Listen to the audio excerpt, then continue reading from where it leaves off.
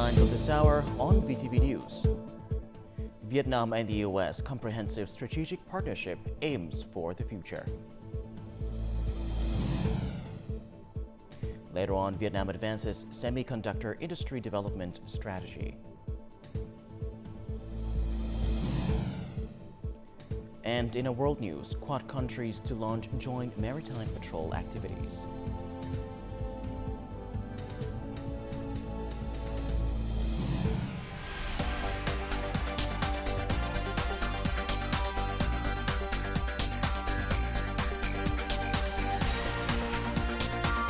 Broadcasting from Hanoi, the capital of Vietnam. VTV News starts right now. Good morning. It is currently 8 a.m. local time and you're tuning into 30 minutes of VTV News. I'm Nguyen Lei with the latest updates. Now, the UN Summit of the Future in New York, U.S. took place on Sunday night Vietnam time. Party General Secretary and State President Tô Lâm led the high-ranking Vietnamese delegation to the summit and delivered a speech containing several important messages. At the plenary session, Party General Secretary and State President Tô Lâm affirmed that human intelligence has transformed the world. However, he noted that it's also responsible for climate change, epidemics, resource depletion, and weapons of mass destruction. Emphasizing that present choices will shape the future, the top Vietnamese official advocated for promoting investment, medical research, education and training, digital transformation, and green transformation. We are facing a historic opportunity to bring the world into a new era, an era of better development, social justice, and prosperity. Vietnam welcomes the documents adopted at the summit and hopes that they will be implemented resolutely and effectively. We hope that the United Nations, with its central and coordinating role, and international organizations will continue to make more practical, effective, and stronger contributions to prevent dangers to the world's development from today. We pledge to make active and effective contributions to building a peaceful world, promoting equality and people's happiness and prosperity.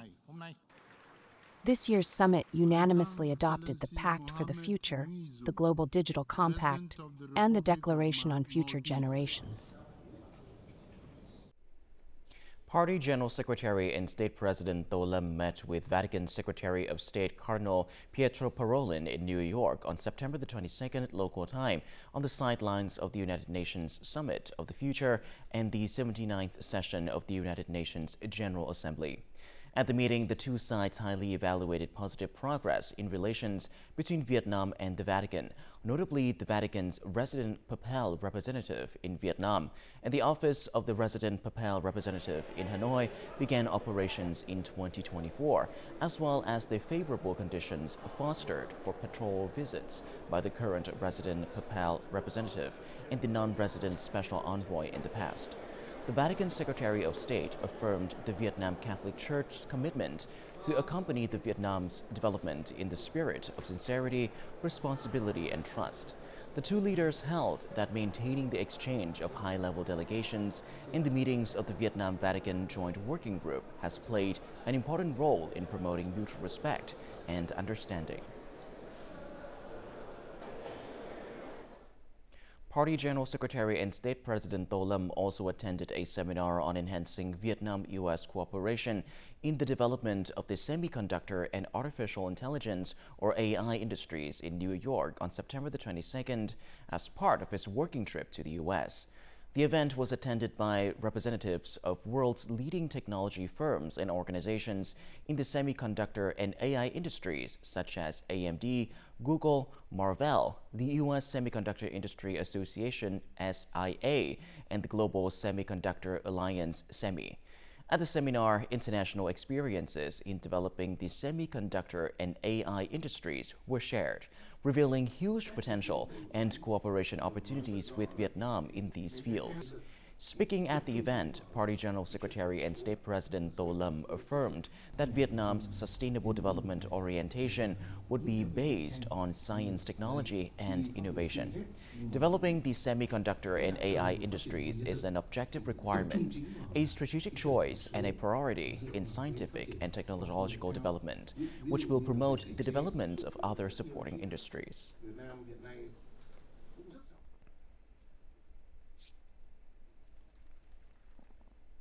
As of Monday morning, General Secretary and State President Tô Lâm attended a ceremony marking the first anniversary of the Comprehensive Strategic Partnership and anticipating the 30th anniversary of diplomatic relations between Vietnam and the United States. Former Secretary of State John Kerry emphasized that Vietnam and the U.S. have a unique opportunity to fulfill the vision expressed by the second U.S. President, John Adams. Together, we can offer younger generations opportunities beyond our imagination. Senator Dan Sullivan reaffirmed that the Vietnam-U.S. Comprehensive Strategic Partnership enjoys bipartisan support in the United States. General Secretary and State President Tô Lâm expressed gratitude for U.S. support during the Yagi storm and reflected on the historical ties between the two nations. He described the transformation from former adversaries to partners in 2013 as a remarkable example of post-war reconciliation. Over the past decade, significant progress in building mutual trust and understanding has established a solid foundation for elevating bilateral ties to a comprehensive strategic partnership in 2023, aligning with the vision of President Ho Chi Minh. General Secretary and State President Tô Lâm praised the encouraging results achieved in the past year since the partnership upgrade, noting that this new framework allows for further development of a stable and meaningful bilateral relationship. Today, Vietnam and the United States have become friends and true comprehensive strategic partners, fulfilling the vision of President Ho Chi Minh. Together, we will build and strengthen our cooperation, overcoming the legacies of war while fostering trust to create a bright future for our relationship. This will ensure that our nations and future generations remain good friends and partners, as articulated by General Secretary Nguyen Phu Truong during his visit to the U.S. in 2015. As President Abraham Lincoln once said, the best way to predict the future is to create it. Over the past 30 years, we have worked together to create a historical model for international relations, a beautiful tapestry woven from the contributions of many, including notable leaders and countless individuals whose names we may not fully know. Each small action is like a thread. When woven together, they create a picture of an extraordinary future. General Secretary and State President Tô Lâm urged both sides to continue enhancing collaboration to effectively implement the joint statement, engaging in high-level exchanges, and focus on strategic breakthroughs in high-tech cooperation and quality human resources training. As of Monday, Prime Minister Phạm Minh Chính chaired a government meeting dedicated to legislative development on 4 key topics. This marks the second meeting in September focused on building and refining institutional frameworks, one of the 3 strategic breakthroughs that the government is prioritizing. 4 key legislative initiatives are discussed during the session: the drafted data law, a proposal for a personal data protection law, amendments to the health insurance law, and a proposal for amendments to the law on lawyers. Prime Minister Phạm Minh Chính emphasized the need for close collaboration with National Assembly agencies throughout the legislative process and called for timely reporting to the government on any arising issues. As of September the 23rd, Prime Minister Phạm Minh Chính chaired government meeting to discuss a draft decree aimed at promoting the development of self-produced and self-consumed rooftop solar power. During the meeting, the Prime Minister emphasized the need for the decree to encourage the growth of this sector, leveraging Vietnam's unique potential, competitive advantages, and opportunities in solar energy. Under the proposed regulations, individuals and organizations that invest in these systems will be allowed to sell excess energy back to the grid up to 20% of their installed capacity at a price equal to the previous year's average rate.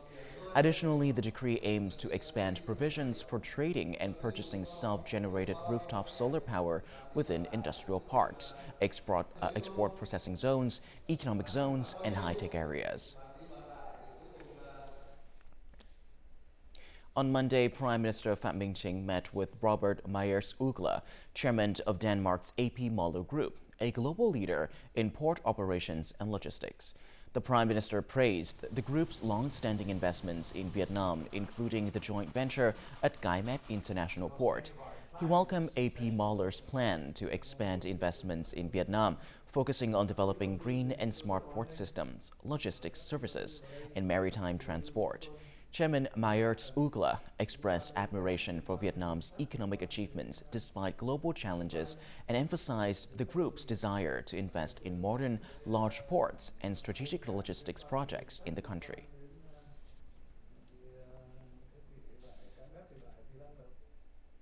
The National Assembly Standing Committee convened on Monday to discuss amendments to the corporate income tax law. Deputies recognized the importance of revisions to secure budget revenue, address transfers pricings, and combat tax evasion while meeting international standards. However, concerns were raised about the amendments largely legalizing existing regulations without introducing significant new policies. The committee urged further refinement to the draft to reflect the party's guidelines and tax reform goals. They recommended reviewing outdated tax incentives and reducing overlaps between social policies and tax exemptions to ensure tax neutrality. Emphasis was placed on including only issues within the National Assembly's jurisdiction in the law and excluding matters under the authority of the government and ministries.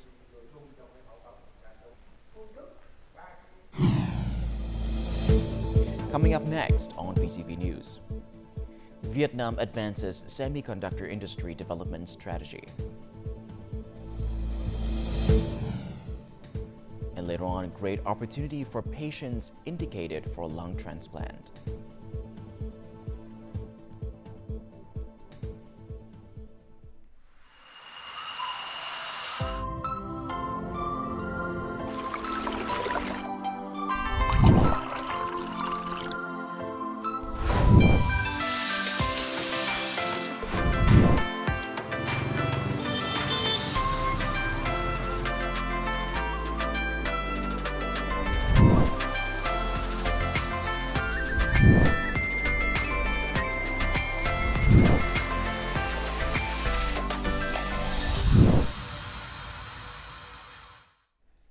Welcome back to VTV News Live. Tropical Typhoon Sulc has brought heavy rain to central Vietnam for the past few days, claiming 3 lives, according to the Ministry of Agriculture and Rural Development. 3 local residents in Nguyen province alone were washed away by violent floodwaters. Heavy rain and flooding also damaged 261 houses and submerged large areas of rice and subsidiary crops, as well as fish farms in provinces from Thanh Hóa to Quảng Nam. Floodwaters also swept away tens of thousands of chickens and ducks, causing huge losses to local residents. Heavy rain also flooded some roads and low-lying areas, affecting transportation in Thanh Hóa, Nghệ An, Hà Tĩnh, and Quảng Bình provinces. Rain is forecast to continue to fall in coming days, and meteorologists warned about the risk of flash floods and landslides in low-lying and mountainous localities. In response to the damage caused by recent storms, 32 out of 40 banks have registered to provide low-interest loans to affected customers, according to the State Bank of Vietnam. These loans total over $16.4 billion, with interest rates reduced by 0.5 to 2%. Some banks are even waiving 50 to 100% of interest payments for customers until the end of the year. Statistics reveal that the banking sector has around $4.7 billion in outstanding loans due to the impact from Typhoon Yagi. Significant losses are reported in Yên Bái, Hải Phòng, Quảng Ninh, and Hải Dương. The Prime Minister has just signed a decision to implement a strategy for the development of the semiconductor industry through 2030 with a vision for 2050. The strategy is aimed at facilitating Vietnam's semiconductor industry's achievement of over $100 billion in annual revenue by 2050, positioning Vietnam among the world's leaders in semiconductor and electronics manufacturing. With a roadmap divided into 3 phases, this strategy emphasizes the urgent need to develop human resources and attract talent. that is critical for Vietnam to establish a self-sufficient semiconductor ecosystem and excel in key areas of the production chain. This group of students has just returned from a short-term training course with an international semiconductor manufacturer. Alongside foundational knowledge in the field, candidates were also expected to demonstrate proficiency in foreign languages. This experience has helped me understand the requirements of businesses and know how to achieve them. This is the first year that the University of Transport and Communications has enrolled students in its computer engineering program, which is directly related to the semiconductor field. More than 500 students applied for the program. We expect to train 10 to 15 lecturers specifically in semiconductor technology. These instructors, after completing short-term training, will fully meet the industry's demands. Fields closely related to semiconductors, such as telecommunications engineering and automation, can quickly pivot to this sector. Over the past 5 years, Vietnam has rapidly developed a national innovation network, enhancing the quality of technology-related human resources, including those in the semiconductor industry. The National Innovation Center is responsible for managing training and development programs for the semiconductor industry, aiming to supply talent for both the domestic market and export opportunities. The NIC is also actively fostering partnerships between universities and regions where semiconductor companies are currently investing or plan to invest, optimizing learning and practical experiences for those pursuing careers in this field. Excessive smartphone use is negatively affecting academic performances of students around the world, prompting UNESCO to call for a global ban on student phone usage in schools. In Vietnam, schools have long implemented measures to regulate smartphone use, and this academic year, many are introducing stricter policies.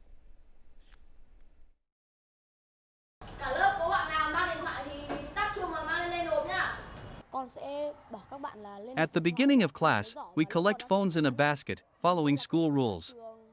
When we don't use our phones during lessons, we can work better in groups and maintain higher levels of concentration. 9th grade students at Typhoon Secondary School have strictly adhered to the no-phone policy. While there hasn't been an official ban, they have maintained this discipline for 4 years.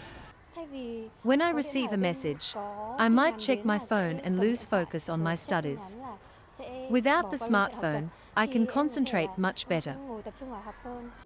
Recently, 2 high schools in Ho Chi Minh City have mandated that students refrain from using mobile phones, even during breaks.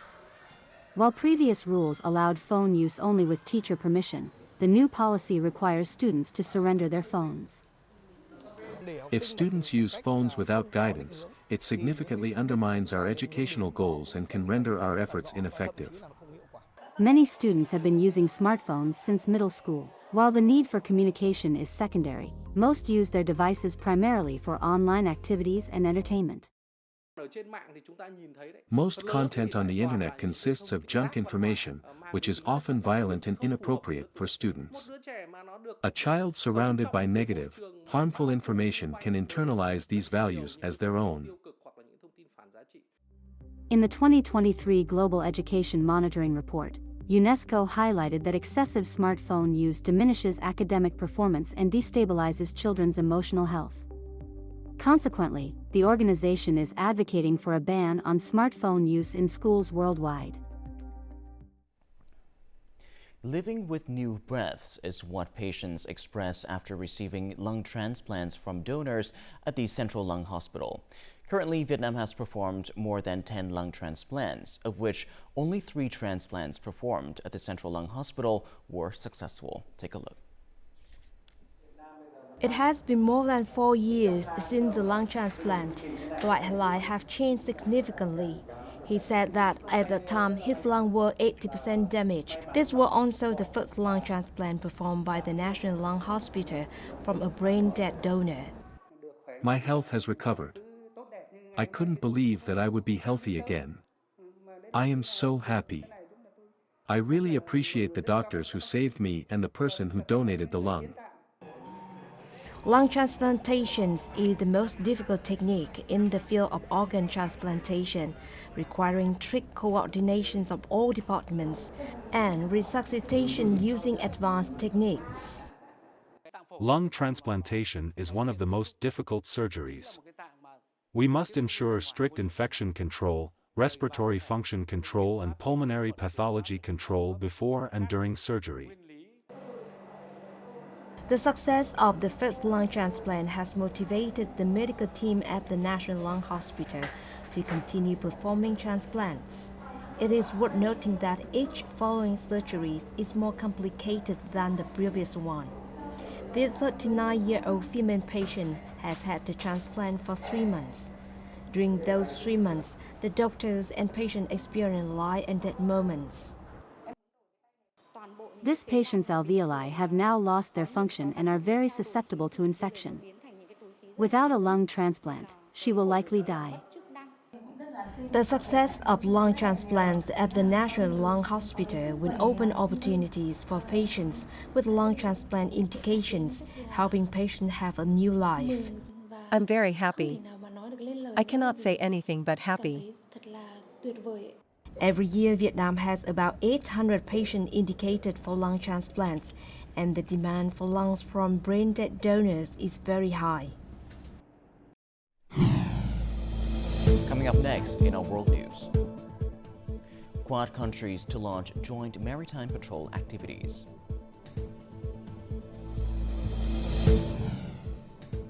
And later on, Nguyen urges Israel and Hezbollah to avoid conflict escalation.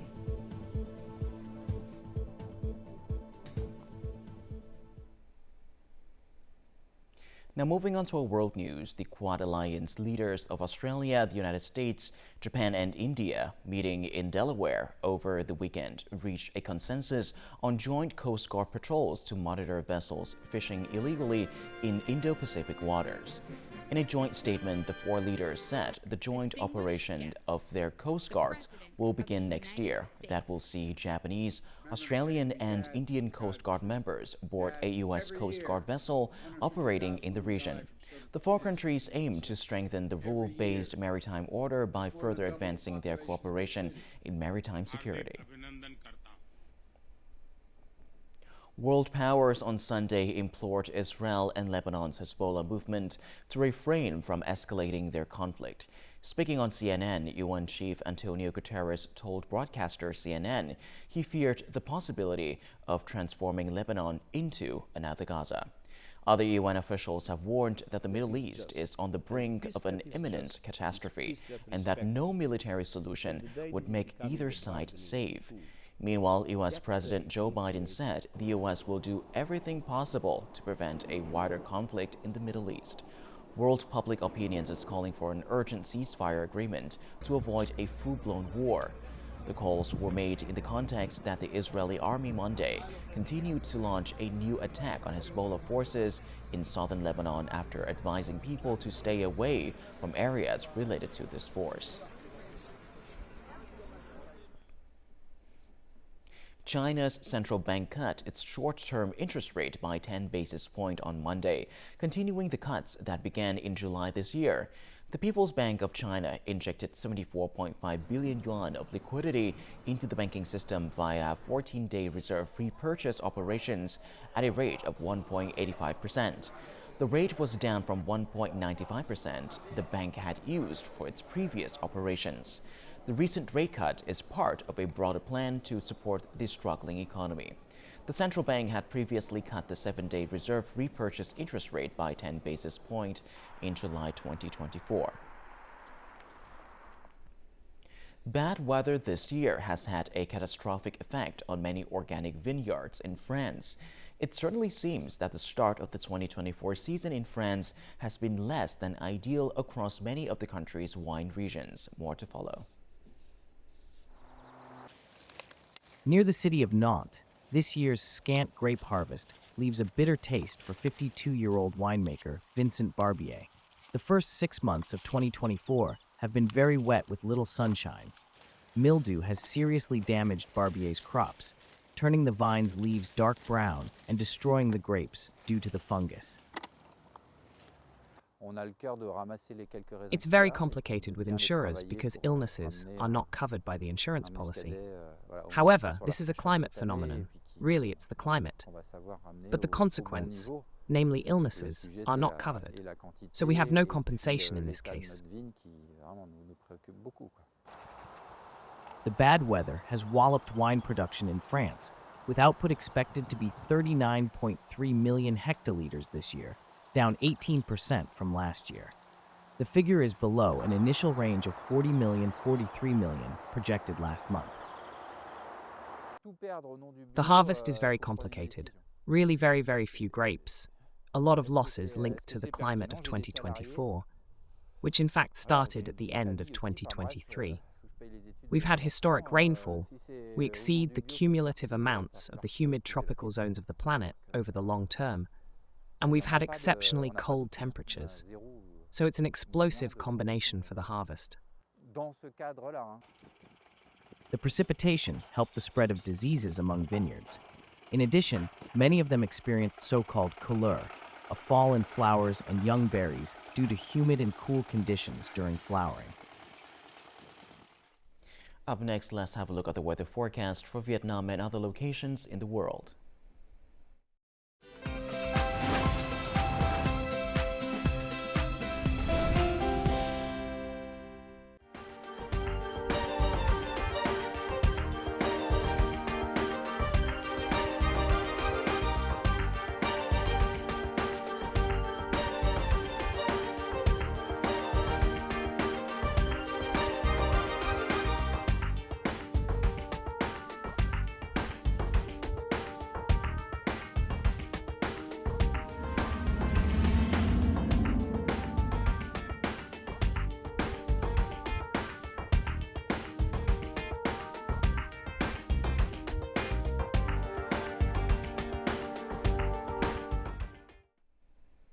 And that is all that we have this hour on VTV News. To rewatch our program, you can visit our website or YouTube channel or download our mobile app VTVgo for more. Thank you for watching, and goodbye for now.